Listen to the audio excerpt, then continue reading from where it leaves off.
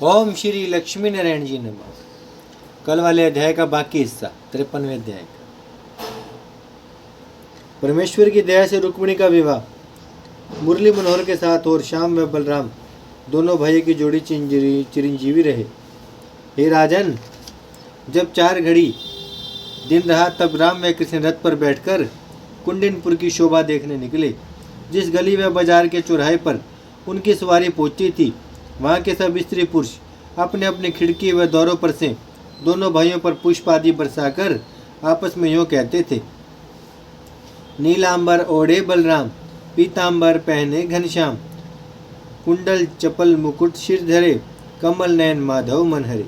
जब श्याम व बलराम नगर की शोभा व राजा शिशुपाल आदि की सेना देखते हुए अपने डेरे पर पहुँचे, तब रुक्मागरज उनके आने का हाल सुनते बड़े क्रोध से अपने बाप के पास जाकर बोला, तुम सच बतलाओ कि श्री कृष्ण हमारे यहाँ विवाह में विघ्न करने के लिए किसके बुलाने से आए हैं। राजा भीष्मक ने कहा, मैंने उनको नहीं बुलाया।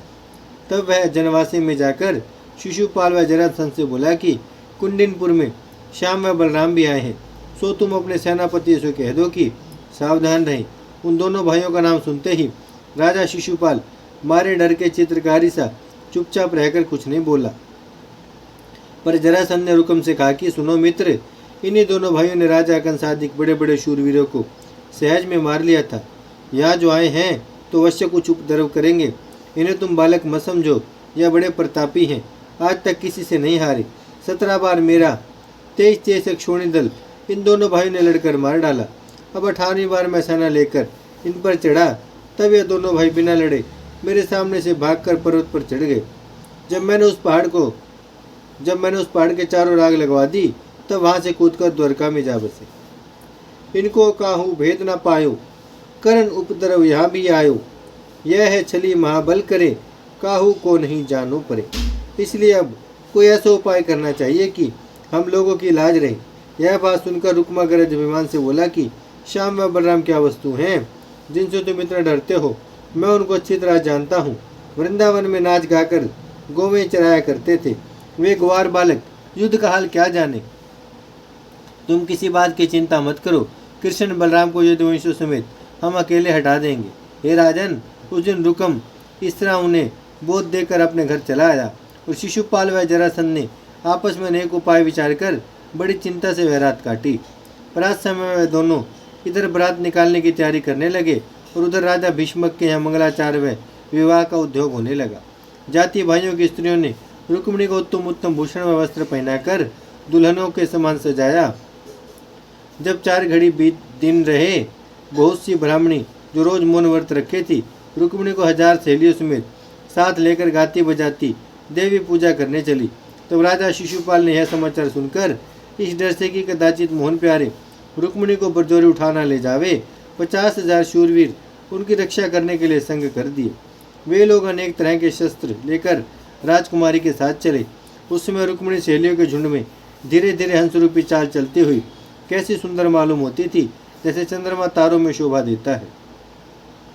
शिशुपाल व जरासंध के शूरवीर काले काले कपड़े पहने उनको चारों ओर घेरे हुए वे श्याम घटा के समान मालूम होते थे। रुक्मिणी जी ने मंदिर में पहुंचकर देवी जी का चरण धोया और विधि पूर्वक पूजन करके हाथ जोड़कर विनय किया।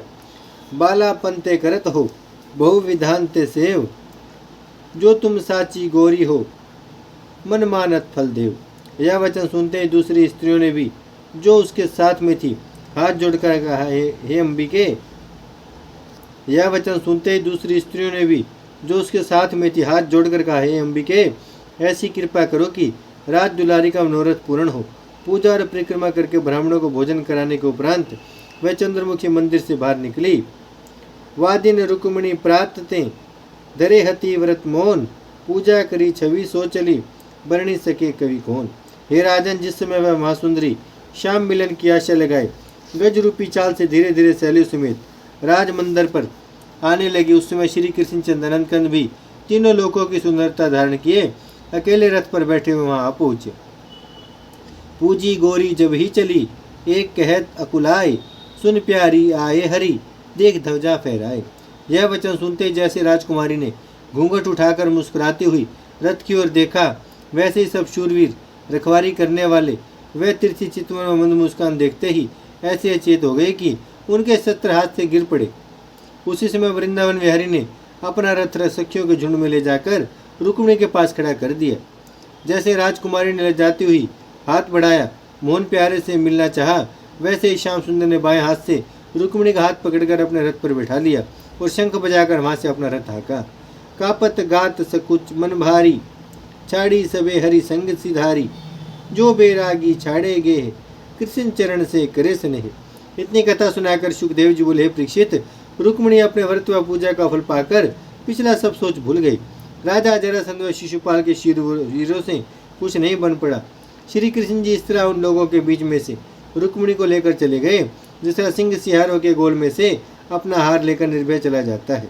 जब वहां से 12 कोस पर मुरली मनोहर का रथ जा पहुंचा तब वे शूरवीर सचेत होकर उनके पीछे दौड़े। ऐसी विधि कन्या हरी भई प्रकट यह बात, सब राजा सुनकर कुड़े मन ही मन पछतात। जब बलराम जी ने देखा कि श्याम सुंदर रुक्मिणी को रथ पर बैठाकर द्वारका की ओर चले जाते हैं तो वह भी अपनी सेना लेकर शत्रुओं से लड़ने के लिए श्री कृष्ण जी के पास चले आए। मुरली मनोहर ने रुक्मिणी को डर से घबराई हुई देखकर कहा, हे प्राण प्यारी, अब तो किसी बात का सोच मत कर। द्वारका में पहुंचते ही शास्त्रानुसार तुझसे विवाह करके तेरा मनोरथ पूर्ण करूंगा। जब श्याम सुंदर ने इस तरह धैर्य देकर अपने गले की माला रुक्मिणी को पहना दी तब उसका भय छूट गया। ओम श्री लक्ष्मी नारायण जी नमः।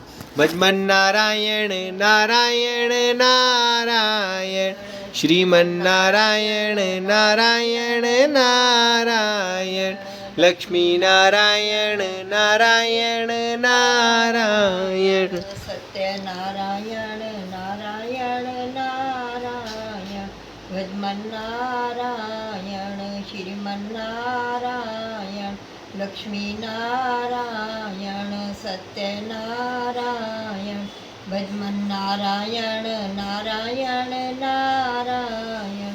भागवत महापुराण की जय, लक्ष्मी नारायण भगवान की जय, गौ माता की जय, गंगा मैया की जय, धरती माता की जय, शिव परिवार की जय। हर हर महादेव।